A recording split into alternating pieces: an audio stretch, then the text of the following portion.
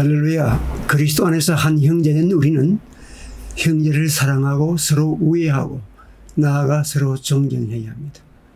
로마서 12장 10절 형제를 사랑하여 서로 우애하고 존경하기를 서로 먼저 해야 한다고 말씀합니다. 여기서 존경하다는 헬라어 팀에는 공경하다는 의미가 있습니다. 공경하는 사랑을 말합니다. 이것은 어느 사람을 불쌍히 여기는 사랑이 아니고 형제처럼 친하게 여기는 것도 아니라 높이는 사랑입니다. 사랑을 한 단계 더 올려야 한다는 의미입니다. 다시 말하면 사랑은 하향식의 사랑이 아니라 높일 줄 아는 사랑, 사람을 높이 사랑하는 그런 사랑의 질을 배워야 합니다. 하나님의 자녀된 우리는 그리스도 안에서 서로 존경해야 합니다. 성경의 가르침은 서로 존경하라는 것입니다. 그리고 먼저 존경하라고 하십니다. 내가 상대방을 존경하지 않았는데 내가 존경받을 것입니까? 우리가 존경하는 마음으로 사람을 높이면 그 사람도 우리를 존경하게 될 것입니다. 먼저 존경하는데 참 평안의 길이 있습니다. 상대방을 존경한다는 것은 그들의 관심을 존중해주고 그들의 입장에서 그들의 관점에서 인생을 바라보는 것입니다. 그리고 그들에게 감사함을 나타내는 것입니다. 또한 그를 믿고 이해하고 함께하는 것입니다. 이는 상대방을 인정해주고 높이 평가해 준다는 뜻입니다. 우리가 먼저 기억해야 하는 것은 그리스도 안에서 우리는 모두 한 형제요 한 자매요 가족이라는 사실입니다. 그러므로 서로 존경해야 하고 먼저 존경해야 합니다. 우리가 상대방을 존경하는 것은 상대방의 개인적 인격이나 능력이 훌륭하다는 데 있지 않습니다. 우리가 서로 존경해야 하는 것은 하나님께서 그리스도의 크신 구속의 은혜로 우리를 하나님의 자녀로 삼아 주셨다는 데 있습니다.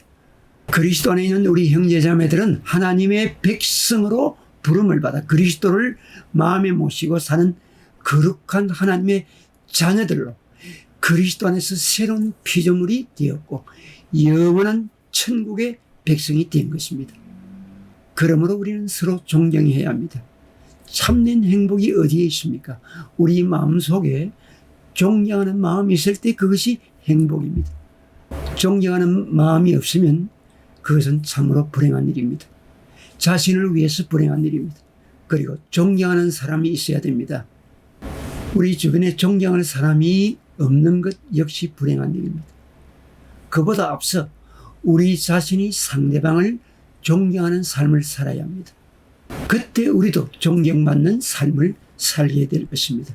그러기 위해 우리 자신이 존경받는 삶을 살아야 합니다. 지미 카터 전 미국 대통령은 대통령 재선에서 패배한 후에 실업자 신세가 되어 그의 집이 있는 조지아주 땅콩 농장으로 돌아가게 됩니다. 이렇게 패배자로 돌아갔을 때에 그에게는 반갑지 않는 두 가지 큰 사건이 기다리고 있었습니다. 하나는 100만 불이 넘는 큰 빚이었습니다. 150년간을 조상으로부터 물려받아 대대로 터전으로 갖고 오던 기업인 농장을 다 팔고 집을 다 팔아도 모자랄 만큼 많은 빚이 기다리고 있었습니다. 또 다른 한 가지는 자신이 나이 많아 이미 늙어 있었다는 사실이었습니다. 다시 자신의 생을 일으키기에는 또한 농장을 다시 일으키기에는 너무나 나이가 많았습니다. 그런데 어느 날 친구 세 사람과 같이 식당에서 아침 식사를 했는데 식사 후 돈을 내면서 보니까 계산서에 생각보다 돈이 적게 나와 있었습니다.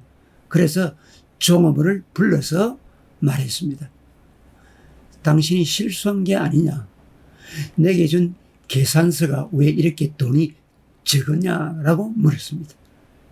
그때 그 옆에 있던 나이 많은 농부 한 사람이 빙그레 웃으면서 대통령 양반 계산서가 잘못된 것이 아니라 이 집은 오전 8시 전에는 노인에게는 커피를 공짜로 준답니다 하고 말했습니다. 그 후 지미 카트는 조그마한 일부터 자신을 다시 돌아보면서 생각하기를 시작했습니다.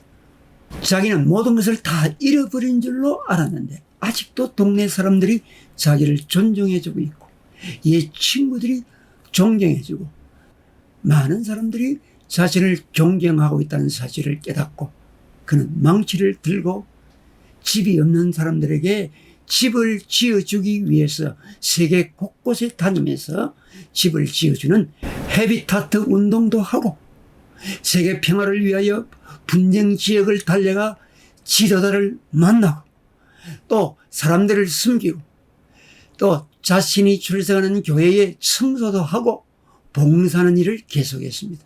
그는 존경받는 삶을 살아가고 있습니다. 우리도 존경받는 삶을 살아가도록 노력해야 됩니다.